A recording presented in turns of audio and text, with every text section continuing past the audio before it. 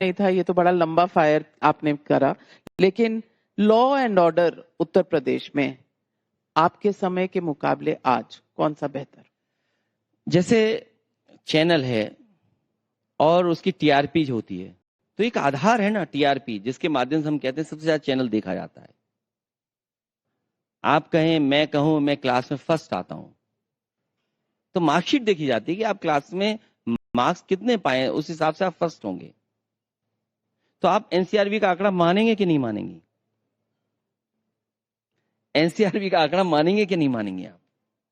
और अगर एनसीआरबी का आंकड़ा आप देखेंगे तो सबसे ज्यादा असुरक्षित महिलाएं, बेटियां अगर कहीं तो उत्तर प्रदेश में। और अभी हाल में ही बीजेपी के कार्यकर्ता का एनकाउंटर, उसकी हत्या हो गई। बीजेपी के राज्यसभा मेंबर जिन्होंने मुख्यमंत्री जी के लिए सीट खाली की, उन्होंने कहा कि अगर कार्रवाई नहीं होगी ऐसे लोगों के खिलाफ, ये भारतीय जनता पार्टी के राज्यसभा मेंबर कह रहे हैं कि मैं भारतीय जनता पार्टी की सरकार को नंगा कर दूंगा राज्यसभा में। देश के प्रधानमंत्री 3 बार चुने गए। एक अच्छे कॉलेज में, प्रतिष्ठित कॉलेज में एक छात्र ने दौड़ा दौड़ा के मार दिया। मथुरा दिल्ली से बिल्कुल बगल में है, एक संत की हत्या हो गई। बदायूं बहुत दूर नहीं है।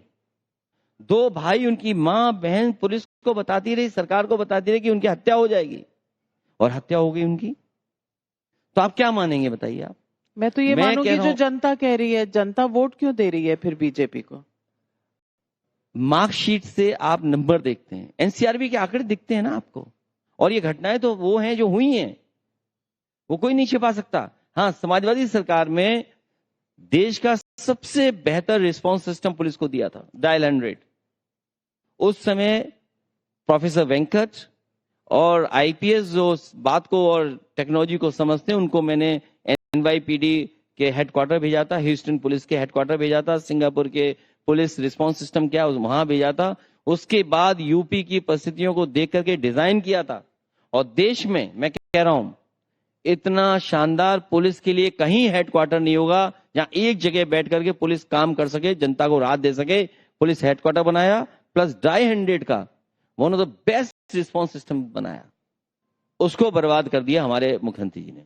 लेकिन जनता में परसेप्शन है law and order is better today. जिस दिन चैनल एक्सप्लेन दैट, जिस दिन चैनल टीवी हमारे हो जाएंगे, उस दिन लॉ एंड ऑर्डर बेहतर हो जाएगा। आप बताइए, देश के प्रधानमंत्री जी के यहाँ हत्या हो गई क्षेत्र में, आपने कितना दिखाया टीवी पर? मुख्यमंत्री जी के क्षेत्र में हत्या हुई है, मां बेटी क्या कह रही है, राज्यसभा एमपी क्या कह रहे हैं? आप राज्यसभा एमपी का स्टेटमेंट चलाइए। आप नहीं चलाएंगे? आपकी सारी शिकायतें टीवी चैनल से हैं। देखिए, अब मैं क्या बोलूं, सब चैनल उद्योगपतियों के हो गए। मुश्किल तो ये है। टाइम्स नाउ आज नहीं, 200 साल से टाइम्स ग्रुप जो है वो मीडिया हाउस हर दौर में रहा है, और मैंने बहुत करीब से देखा है, बातें वहां तक न पहुंचाइए। आपसे सवाल ये पूछूंगी कि ये जो मुस्लिम वोट बैंक है, ये रियलिटी है या एक पॉलिटिकल रेटरिक है? भारतीयता और हमारे सब लोग, भारत के जो लोग हैं, हमारा नेशनलिज्म रिलीजन से डिफाइन नहीं हो सकता। भारतीय जनता पार्टी रिलीजन से डिफाइन करना चाहती नेशनलिज्म। हमारे ये सब लोग हम हैं, और इसीलिए पीडीए में सब लोग हैं। जो पीड़ित है, दुखी, अपमानित हो रहा है, उसको जोड़ करके, चाहे वो मुस्लिम हो, चाहे आदिवासी हो, चाहे हमारे अगड़े हो, चाहे पिछड़े हो, चाहे दलित हो, चाहे महिलाएं हो, अगर वो पीड़ित, दुखी, अपमानित हैं तो हम पीडीए के लोग उनके साथ हैं।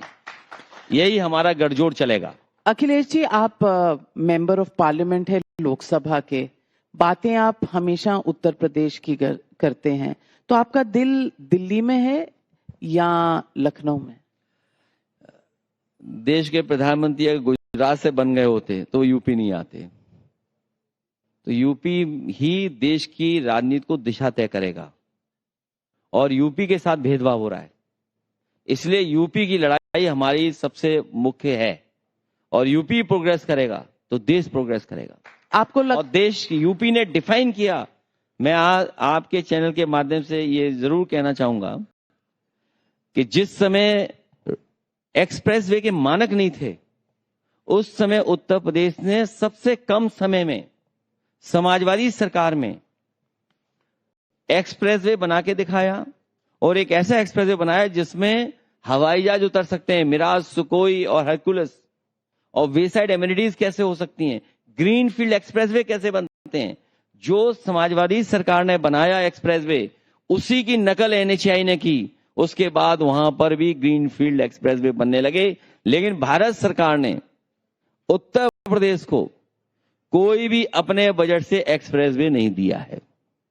छोटे छोटे 2 दे दिए, बोले हमने दे दिया आपको एक्सप्रेसवे। आप कह रहे हैं कि कोई डेवलपमेंट एक्सप्रेसवेज का नहीं हुआ। ये भारत सरकार ने कोई भी बड़ा एक्सप्रेसवे उत्तर प्रदेश को नहीं दिया है। जो एक्सप्रेसवे बन रहे हैं समाजवादी सरकार में जो बने थे, वो एक नया बनाया, वो भी अच्छा नहीं बनाया, और एक बहुत खराब बनाया। अब बताइए मुख्यमंत्री जी अपनी ही सड़क खराब बनाए, बताइए। आप कह रहे हैं एक बनाया और 2 गिना दिया आपने। मैथमेटिक्स बनाया एक, आपने कहा एक अच्छा नहीं बनाया और एक बहुत एक अच्छा नहीं बनाया, एक बनाया। तो एक अच्छा नहीं, वो एक्सप्रेसवे नहीं है, 4 लेन है, लेकिन उस मुख्यमंत्री जी एक्सप्रेसवे ही कहते हैं। तो मुख्यमंत्री जी को नहीं पता कि एक्सप्रेसवे बोले कि 4 लेन बोले।